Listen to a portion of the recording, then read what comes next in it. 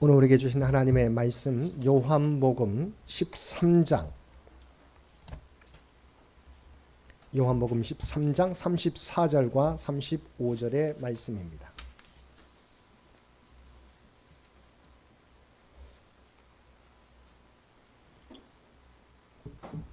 요한복음 13장 34절과 35절 말씀, 우리 두 절이기 때문에 우리 한 목소리로 함께 봉독하겠습니다. 새 계명을 너희에게 주노니 서로 사랑하라. 내가 너희를 사랑한 것 같이 너희도 서로 사랑하라. 너희가 서로 사랑하면 이로써 모든 사람이 너희가 내 제자인 줄 알리라. 아멘. 고난중한 수요 성서 연구로 모여 하나님 앞에 예배드리는 우리 모든 성도들 가운데 하나님의 놀라운 은혜가 언제나 함께하여 주시기를 주님의 이름으로 간절히 축원드립니다. 오늘 말씀은 새 계명에 대한 말씀을 가지고 주제를 가지고 함께 은혜를 나누겠습니다. 우리는 주께서 주신 새 계명을 너무도 잘 알고 있습니다. 왜 이 계명을 주셨는지 우리의 말씀을 통해서 함께 살펴보도록 하겠습니다. 오늘 말씀은 우리가 지난 우리 수요일에도 살펴보았던 최후의 만찬 자리에서 우리 주님께서 하신 말씀으로부터 연유되고 있습니다. 예수님께서는 최후 만찬 중에서 너희들 제자 중 한 사람이 나를 팔 것이라고 제자들에게 말씀해 주셨습니다. 그리고 주님은 내가 이제 떠나갈 텐데 너희들은 나 있는 곳에 오지 못할 것이라고 말씀해 주셨습니다. 계속해서 주께서는 순환 예고를 하셨습니다. 이제 주께서 떠나가실 건데 제자들은 그곳에 이르지 못한다고 이야기하고 있습니다. 제자들 주님의 말씀을 다 이해하지 못하지만 왠지 주께서 우리와 함께 하시지 못하는 순간이 올 것이라고 제자들도 받아들이게 됩니다. 그래서 예수님이 없는 상황 가운데 제자들 어떻게 해야 될지 혼란한 마음도 한편에 자리 잡고 있었다고 하는 것입니다. 여러분, 우리가 3년 동안 예수님과 함께 동행했던 제자들이 예수님께서 이제 예루살렘에 입성하셔서 이 모든 사회 체제를 뒤엎고 우리가 강력한 이스라엘을 회복할 것으로 기대했던 예수님께서 자신들을 떠나가고 자신들은 주님이 계신 곳에 이르지 못한다고 생각했을 때 이 제자들이 갖는 상실감, 혼란함은 얼마나 컸겠습니까?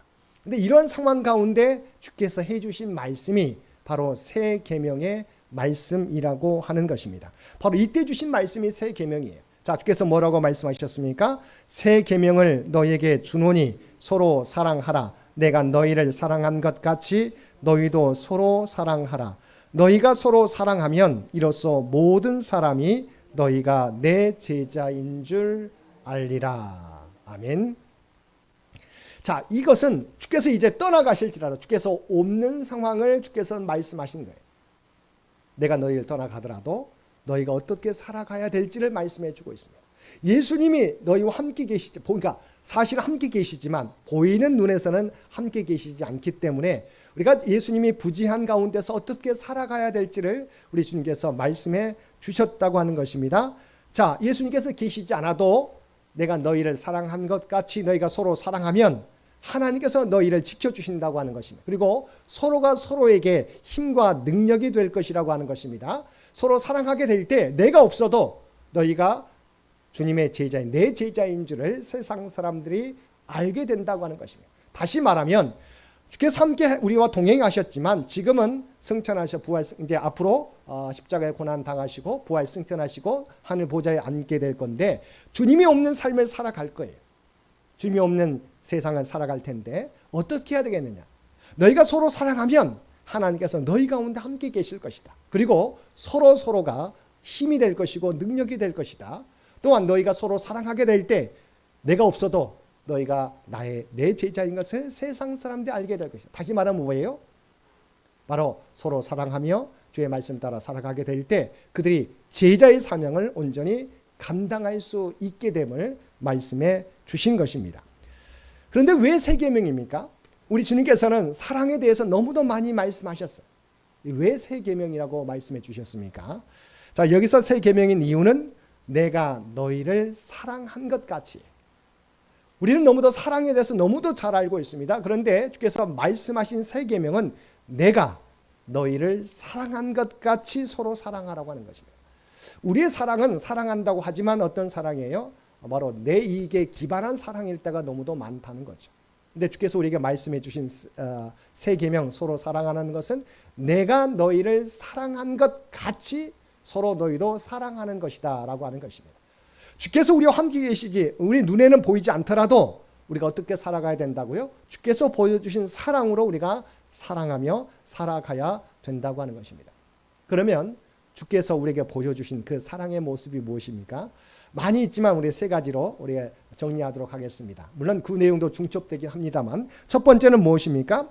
자, 주님의 첫 번째 사랑은 대상과 자격과 신분을 초월한 사랑이라고 하는 것이죠. 주님의 사랑은 우리가 판단하는 인간의 기준으로 우리가 구별해서 사랑하는 사랑이 아니었어요. 모든 신분과 대상의 자격을 초월하여 우리를 사랑해 주셨다고 하는 것입니다. 첫 번째 우리가 볼 수 있는 것은 주께서는 부자라고 해서 사랑의 대상에서 우리가 제외시키지 않았어요. 우리가 잘 알고 있는 것처럼 니고데모와 아리마대 사람 요셉도 바로 주님의 제자죠. 이들은 사내들인 공의 의원이었어요. 이들은 사회적, 정치적 중요한 역할을 가지고 있는 사람, 권력도 가지고 있고 부자였습니다. 그래서 예수님께서 돌아가셨을 때 이들이 장례를 준비하게 되지 않습니까? 이와 같이 우리 주님께서는 우리가 생각할 때 우리가 돈이 많은 사람, 권력 있는 사람도 우리 주님께서 사랑하셨어요. 그런데 그들만 사랑한 것이 아닙니다. 동시에 죄인과 가난한 자와 병든 자와 심지어 몸을 파는 창녀까지도 품어주셨다고 하는 것이죠. 왜냐하면 이들도 하나님의 구원의 대상이라고 하는 거예요. 우리가 사람들은 종교 지도자들은 예수님께서 죄인들과 가까이 하니까 너도 바로 죄인이지 않느냐, 죄인과 가까이 하는 것 우리가 끼리끼리 우리가 유유상종하는 것처럼 우리가 같은 사람이기 때문에 어울리지 않느냐고 생각하지만 우리가 지난번에 살펴보았던 것처럼 주께서는 그들과 같기 때문에 가까이 하는 것이 아니라 그들을 구원하기 위해서 그들을 품고 사랑해 주셨다고 하는 것이죠.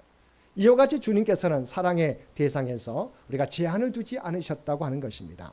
우리가 고난 주간을 보내면서 우리가 주님의 뒤를 따라가겠다고 우리가 결단하지 않습니까? 나를 위해 십자가에 달려 돌아가신 그 주님, 이제는 그 주님의 모습을 우리가 따라가겠습니다. 우리는 고백하며 살게 됩니다. 그럼 그 사랑도 따라가야 되는데 우리는 마찬가지로 주님의 사랑의 모습, 그래서 주님의 명령을 따르려면 어떻게 됩니까? 우리가 고향이나 취임이나 학벌이나 재산 규모 등으로 우리가 서로를 구별하지 않고 우리가 주님의 눈으로 바라볼 수 있어야 한다고 하는 것입니다. 자, 이스라엘 목자들은 양을 치게 될 때 항상 염소를 함께 그 안에 집어넣는다고 합니다. 이 염소가 풀을 먹으면 하는 것이 뭐냐면 염소의 습성은 뿔로서 양을 들이받는 거예요. 그래서 양이 뭡니까? 풀을 먹고 따뜻한 햇볕에서 잠시 뭡니까? 대세김질하면서 한숨 자려고 하면 염소가 이제 양을 들이받아요. 양이 생각하게 될 때 염소는 어떤 존재예요? 차라리 이 염소만 없었으면 내가 편안히 칠 수 있을 텐데라고 생각할 수 있는 존재예요. 근데 목자가 왜 양 무리에 들이받는 염소를 집어넣었을까? 이유가 있다고 하는 것이죠. 양의 특징은 두려움이 많은 존재입니다. 두려움이 많은 동물이에요. 그러면 두려움이 많을 때 나타나는 특성이 무엇입니까? 무리지어서 움직인다는 거예요. 자, 그러면 이스라엘 광야에서 사실은 낮 동안은 우리 40~50도가 근접하게 높이 올라갑니다. 그런데 그들은 무리지어서 함께해요. 그러다 보면 나중에 저녁 때가 되어서 바로 양들을 이끌려고 하면 무리짓다 보니까 그 뜨거운 열대에 함께 또 모아져 있다 보니까 많은 때로는 양들이 그들을 흩어졌을 때 죽어있는 양들이 있다고 하는 거죠. 그래서 바로 목자는 염소를 집어넣어 가지고 그들이 함께 모이지 못하고 함께 우리가 염소로 인해서 흩어지게 만들어 주었다고 하는 것입니다.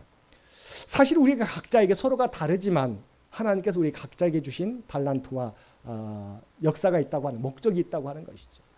서로 우리는 다름으로 인해서 우리는 구별할 때가 있어요. 그렇지만 우리가 사랑의 대상에서는 이것을 우리 주님의 관점으로서 우리가 모두를 포함할 수 있어야 된다고 하는 것입니다.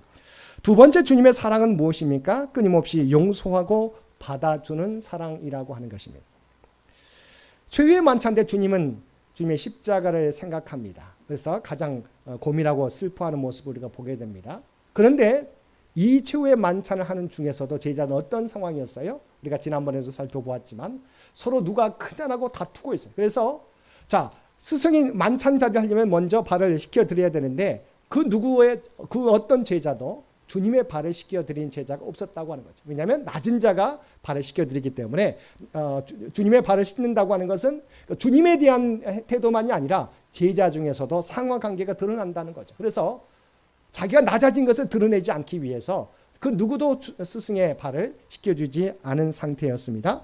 그런데 스스로 높아지려고만 했었지 주님에 대한 충성은 없었다고 하는 거죠. 그래서 주께서 잡혀가실 때 많은 제자들이 다 도망가게 되었다고 하는 것입니다. 또 베드로는 어떻습니까? 3번씩이나 주님을 부인하였습니다. 우리가 더 나아가서는 야고보와 요한의 어머니는 어떻게 했어요? 주께서 직접 찾아와서 주께서 보좌에 오르시거든 우리 자녀들, 우리 아들들을 주의 우편과 좌편에 앉게 해달라고 요청하는 상황이에요. 그러면 그런 책임을 다하려면 주께서 우리가 잡히실 때 뭐예요? 쫓아가야 되잖아요. 물론 우리가 요한은 멀리서 지켜보았지만 그러나 그들은 다 도망가게 되었다고 하는 거죠.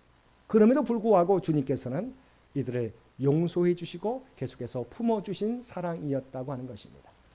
자, 주님의 사랑은 스스로가 상처받음에도 불구하고 품어주는 사랑이었어요. 그래서 C.S. 루이스라고 하는 우리가 너무도 잘 알고 있는 믿음의 사람이 쓴 사랑에 관한 글 많은 작품들이 있지 않습니까? 사랑에 관한 글도 썼습니다. 한번 제가 PPT에 적어놨습니다. 한번 함께 읽어보겠습니다. 사랑하는 것은 상처받는 것이다. 누군가를 사랑해 보라. 그러면 곧 당신은 상처받게 될 것이다. 만일 상처받기를 원치 않거든 그 누구도 사랑하지 말라. 당신의 마음을 아무에게도 주지 말라. 심지어 동물에게조차도 말이다. 당신의 마음을 철창 안에 굳게 가두라. 그리고 적당한 예의와 고상한 취미로 당신의 마음을 꽁꽁 동여매라. 그러면 당신은 결코 상처 입지 않을 것이다. 그러나 한 가지, 그 안에서 당신의 마음은 누구도 사랑할 수 없는 굳은 마음으로, 누구도 가까이 하지 못할 단단한 마음으로, 누구도 치료하지 못할 치료 불능의 마음으로 변해갈 것이다. 의미 있는 일이지 않습니까? 의미 있는 말이지 않습니까? 사실 우리가 사랑한다는 것은 상처받을 각오가 있는 거죠. 여러분, 우리가 많이 사랑하지 않습니까? 부모로서 자녀에게, 또한 내가 좋아하는 친구들에게, 또 교우들에게 사랑을 베풉니다. 그런데 그 사랑이 때로는 정말 사랑으로 돌아오지 않고 우리가 다른 모습으로 다가올 때, 우리가 돌아오게 될 때 우리가 상처를 받게 되죠. 내가 이렇게 너를 사랑했는데 너가 나에게 어떻게 이렇게 할 수 있어? 그런데 그렇다고 해서 상처받는다고 해서 사랑을 우리가 베풀지 않게 되면 굳은 마음이 된다고 하는 것이죠. 주께서는 주님의 사랑은 뭐예요? 끊임없이 배반하잖아요. 그래도 불구하고 주께서 용서해 주시는 거예요. 끊임없이. 바로 이 사랑으로 우리가 서로를 사랑해야 된다고 하는 것입니다. 그래서 상처받는 것은 어쩌면 바로 사랑의 훈장이라고 여길 수 있게 되기를 바랍니다. 그래서 사랑을 받는 것도 중요하죠. 사랑을 받는 사람 얼마나 행복한 사람입니까? 근데 주님께서는 뭐라고요? 사랑은 주는 자가 복이 있다고 말씀해 주고 있어요. 바로 여기는 마찬가지입니다. 우리가 비록 상처받을지라도 사랑을 주는 사람이 하나님 보시기에 칭찬받는 사람이라고 하는 것입니다. 마지막 꼭 똑같이 연결됩니다. 두 번째 사랑과 연결되는데 용서해 주실 뿐만 아니라 끝까지 포기하지 않는 사랑, 새로운 기회를 주시는 주님의 사랑이라고 하는 것입니다. 제후의 만찬 자리에서 주께서 떠나가실 것이라고 하니까 이 베드로가 묻습니다. 주님 어디로 가시나이까? 자, 주님이 대답하십니다. 너희는 따라올 수 없다라고 이야기합니다. 이 말을 듣게 될 때 베드로가 뭐라고 대답합니까? 나는 주를 위하여 내 목숨을 버리겠나이다. 내가 죽을지언정 주님을 따르겠습니다라고 담대하게 주께서 주 앞에 대답했어요. 결과가 무엇입니까? 그러니까 주께서 이 말을 듣고 뭐라고 말씀하셨습니까? 닭 울기 전에 네가 나를 3번이나 부인하리라 말씀해 주셨습니다. 어떻게 됐습니까? 우리가 계속해서 잘 알고 있는 거지만 정말 베드로는 주께서 잡히셨을 때 대제사장의 뜰에까지 쫓아갔어요. 그런 용기가 있었어요. 그만큼 정말 내가 죽을지언정 주님을 배반하지 않겠습니다. 주님을 따라가겠습니다라고 결단했던 그 마음 그대로 대제사장의 뜰에까지는 쫓아갔어요. 근데 대제사장의 종들이 자기를 알아보고 지적하게 될 때 바로 주님을 부인하게 되었다는 거죠. 근데 부인하게 돼 3번이나 부인하게 된 그때 어떤 일이 벌어지게 됩니까? 닭이 울기 시작했다는 거예요. 근데 성경에 보면 누가복음에 보면 이 베드로가 3번이나 부인하게 될 때 바로 베드로를 주께서 보셨다고 말씀해 주고 있어요. 베드로도 그 순간 주께서 하신 말씀을 기억하고 통곡하며 밖으로 나갔다고 하는 것이죠. 그리고 이 베드로는 어떤 삶을 살게 됩니까? 요한복음 21장에 보면 다시 갈릴리로 돌아가게 됩니다. 사실은 수제자였어. 내가 죽을지언정 주님을 배반하지 않겠습니다라고 고백했는데 바로 주님 앞에서 바로 종들 때문에 주님을 저주하며 부인했다고 하는 거죠. 그래서 그는 자기 스스로는 내가 제자의 삶을 살 수 없다고 생각하고 그는 갈릴리로 가서 다시 고기 잡는 삶을 하게 되는 것이죠. 근데 주님께서 그날도 어떤 하루는 뭐예요? 밤이 새도록 고기를 잡는데 고기를 잡지 못했습니다. 그런데 갈릴리 바닷가에 서신 주님께서 너에게 고기가 있느냐라고 물으셨어요. 없다라고 대답했을 때 그러면 우리가 잘 알고 있는 것처럼 배 오른편에 그물을 던지라고 말씀합니다. 그 말씀에 제자들이 순종했을 때 어떤 일이 벌어지게 됩니까? 고기가 가득 차서 바로 그물을 들 수 없을 정도가 되었다고 하는 것이죠. 밤새도록 고기를 잡았는데 고기가 잡지 못했어요. 근데 어느 한 사람이 배 오른편에 그물을 던지라고 했을 때 그 말씀에 순종했더니 너무 많아서 그물을 들 수 없게 되었다는 것이죠. 그때 요한이 뭐라고 묻습니까? 주님이시다라고 이야기합니다. 그때서야 베드로도 그 배에서 물로 뛰어들어서 주 앞에 오게 됩니다. 주님은 어떻게 하셨어요? 바닷가에서 밤새도록 고기를 잡느라 고생했던 제자들, 그래서 숯불을 피워놓고 떡을 준비하셔서 그들이 가져온 고기와 함께 그들을 먹이시는 거죠. 그러면서 함께 그들에게 대접해 주신 다음에 베드로에게 묻습니다. 시몬 베드로야, 네가 나를 사랑하느냐라고 묻습니다. 베드로의 마음이 어떨까요? 네가 나를 사랑하느냐? 주께서 내가 주님을 사랑하신 줄을 아십니다. 자기가 사랑한다고 말을 못하고 주께서 내가 사랑하는 것을 아시지 않습니까? 내가 부족하지만 내가 주님을 사랑하는 것을 주께서 아시지 않습니까? 그래서 3번씩이나 우리가 묻지 않습니까? 그런데 우리가 여러분도 많이 들었던 것처럼 설교 원어에 보게 되면 본문 원어에 보게 되면 주께서는 네가 나를 사랑하느냐고 했을 때 아가페로 이야기합니다. 네가 하나님의 마음으로 사랑하느냐, 하나님의 사랑을 가지고 나를 사랑하느냐 물어요. 근데 똑같이 우리는 번역으로는 내가 주님을 사랑하는 줄 주께서 아십니다라고 했었지만 이 사랑이라는 단어는 다른 단어를 사용하고 있습니다. 베드로의 답변은 다른 단어죠. 필리오의 사랑. 이것은 우리가 친구 간에, 부모 형제 간에 나누는 사랑이죠. 그러니까 내가 하나님의 사랑으로는 주님을 사랑하지 못하고 내가 친구 간에 또한 부모와 자녀 간에 그런 사랑으로는 내가 주님을 사랑하시는 줄 주께서 아시지 않습니까? 만약 예전 같더라면 어떻게 대답했을까요? 아가페의 사랑으로 너를 사랑하느냐고 했으면 베드로도 그렇게만 대답했을 거예요. 근데 3번씩이나 부인했던 베드로이기 때문에 그 사랑은 아니지만 그래도 내가 스승과 제자, 친구 간의 그런 사랑으로는 내가 주님을 사랑하는 것을 아시지 않습니까? 라고 대답했다고 하는 것이죠. 그래서 주님께서 뭐라고 말합니까? 네가 나를 사랑하느냐? 묻고 대답했을 때 그러면 내 양을 먹이라고 말씀해 주셨다는 거죠. 주님은 베드로는 어떤 모습이었어요? 3번씩이나 주님을 저주하며 부인했던 사람이에요. 다시 갈릴리로 돌아가서 고기 잡는 삶을 돌아갔던 사람이에요. 근데 주님께서는 그를 포기하지 않습니다. 그에게 다시 내 양을 먹이라고, 내 양을 치라고 사명을 맡겨주셨다고 하는 거죠. 배반했지만 다시 제자리로 돌아가는 베드로였지만 주님께서는 그에게 직접 찾아가셔서 밤이 새도록 고기 잡았던 피곤한 그들을 위해 숯불을 피워놓고 떡을 준비하시고 그들에게 먹이시면서 바로 내 양을 치라고 다시 말씀해 주셨다는 거죠. 이건 베드로만을 향한 모습이 아니에요. 말씀이 아니에요. 저와 여러분을 향한 말씀이기도 합니다. 우리가 때로는 뜨거울 때는 정말 열심을 다해서 섬기잖아요. 근데 때로는 우리 믿음이 연약해질 때는 너무 피곤하다고 왜 나만 이렇게 수고해야 되냐고 이 정도 내가 봉사했으면 됐지 이제 다른 사람 섬기도록 기회를 줘야 되지 않느냐 스스로도 그렇게 이야기합니다. 근데 내가 주님을 향한 사랑은 다른 사람이 어떠했든지 간에 내가 주님을 향한 사랑은 내가 감당해야 된다는 거죠. 주께서는 포기했던 주님을 부인했던 배반하고 돌아갔던 제자 베드로를 향해서 내 양을 치라고 말씀해 주셨다는 거죠. 사실 우리가 오늘도 그리스도인으로 살아가는 것은 무엇 때문일까요? 저와 여러분이 특별해서요? 저와 여러분이 정말 뜨겁게 주님을 사랑해서요? 우리 입장에서는 그럴 수 있지만 주님의 입장에서는 주님의 사랑에 비해서는 너무도 하찮은 모습이라는 거죠. 도저히 감당할 수 없는, 주님의 사랑에 비해서는 대비될 수 없는 우리의 모습이라는 거예요.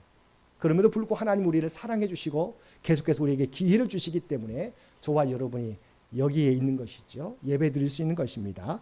그래서 우리 로마서 5장 8절, 우리 주제 말씀이라고 할 수 있는 로마서 5장 8절 말씀 우리 함께 읽겠습니다. 우리가 아직 죄인 되었을 때 그리스도께서 우리를 위하여 죽으심으로 하나님께서 우리에 대한 자기의 사랑을 확증하셨느니라. 아멘. 우리의 온전한 처지와 하나님의 사랑을 분명하게 드러낸 말씀이 로마서 5장 8절이에요.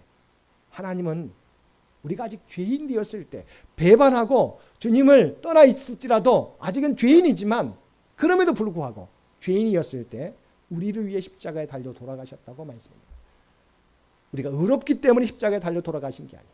우리가 아직 죄인 되었을 때 그리스도께서 우리를 위해 십자가에 돌아가심으로, 죽으심으로 하나님께서 우리에 대한 자기의 사랑을 확증해 주셨어요. 우리는 아직 죄인이었어요. 그러나 자기의 독생자 예수님 십자가에 내어주는 거예요. 주여 할만하시거든 이 자를 내게서 옮겨주시옵소서라고 부르짖었지만 하나님은 그 주님의 부르심에 응답하지 않으셨어요. 그리고 십자가의 길, 말씀해 주신 십자가의 고난의 길을 걷게 하게 하시고 우리를 구원해 주셨다고 하는 것이죠. 자, 우리가 고난 주간을 보내고 있습니다. 주님의 십자가 고난은 우리가 살아가는 이유가 되는 것이죠. 저와 여러분 이제 어떻게 살아가야 되겠습니까? 여러분 나를 자랑해서는 안 되는 거죠. 우리가 아직 죄인 되었을 때 그리스도께서 우리를 위해 십자가에 죽으셨다고 말씀해 주고 있어요. 오늘도 여전히 계속해서 우리가 늘 배반하고 우리는 주저앉고 뒤로 물러서지만 여전히 우리를 부르시고 우리에게 사명을 주시는 분이 우리의 하나님이시라고 하는 것입니다. 내가 정말 뜨거웠을 때만 생각하지 마시고 우리의 전 모습을 돌아보면 우리가 넘어질 때가 많이 있었다는 것들, 우리가 주저앉았을 때가 너무도 많았다는 것을, 또한 우리가 실망하며 우리가 다른 남 탓할 때가 많았다는 것을 우리가 기억하시고 다시금 나의 나된 것은 오직 하나님의 은혜라고 고백했던 바울 사도의 고백처럼 우리가 아직 죄인 되었을 때 우리를 사랑해 주신 그 주님, 그 주님으로 말미암아 내가 구원받고 오늘도 살아간다는 사실을 기억하시고 오늘도 겸손하게 주님 우리는 부족합니다. 그러나 주님의 그 사랑으로 우리가 보답할 수 없지만 그러나 베드로의 고백처럼 내가 주님을 작은 사랑으로 사랑하는 것을 알고 있지 않습니까? 주님의 사랑은 대비가 되지 않지만 저의 작은 사랑으로 주님을 사랑합니다 라고 고백하게 될 때 우리 주님께서, 우리 하나님께서 저와 여러분에게 새로운 기회를 주시고 새로운 사명을 지금도 맡겨주시는 줄도 믿습니다. 오늘도 겸손하게 주님의 그 사랑을 기억하고 나는 내가 조금이나마 그 사랑에 보답하는 삶을 살겠노라고, 내 자리에서 나에게 맡겨진 사역 충성되게 감당하겠노라고 고백하며 우리가 짊어져야 될 자기 십자가를 지고 주님을 따라갈 수 있는 저와 여러분 모두가 되시기를 주님의 이름으로 간절히 축원드립니다. 함께 기도드리겠습니다. 사랑과 은혜가 충만하신 아버지 하나님, 주님의 십자가 은혜를 기억합니다. 아버지 하나님, 죽을 수밖에 없는 저희들, 아직 죄인 가운데 있는 저희들을 위하여 우리 주님께서 십자가에 달려 돌아가심으로 우리를 하나님의 구원받은 백성 만들어 주셨습니다. 아버지 하나님, 그 은혜로 살아가는 저희들 교만하지 않게 도와주옵소서. 나의 의를 자랑하지 않게 도와주옵소서. 언제나 그리스도의 놀라운 은혜만을 자랑케 하여 주옵소서. 그리스도의 십자가만을 자랑케 하여 주시옵소서. 그리하여 오직 내가 서 있는 삶의 자리에서 날마다 자기를 부인하고 주님을 나의 주인 삼아 주께서 맡겨주신 사명 감당하며 살아가는 우리 모두가 되게 하여 주옵소서. 내가 서 있는 자리에서 자기 십자가를 지고 주님을 따라갈 수 있는 우리 모두가 되게 하여 주옵소서. 이 모든 간구 우리를 구원하여 주신 예수님의 이름으로 간절히 기도드리옵나이다. 아멘. 다 함께 찬송 220장 함께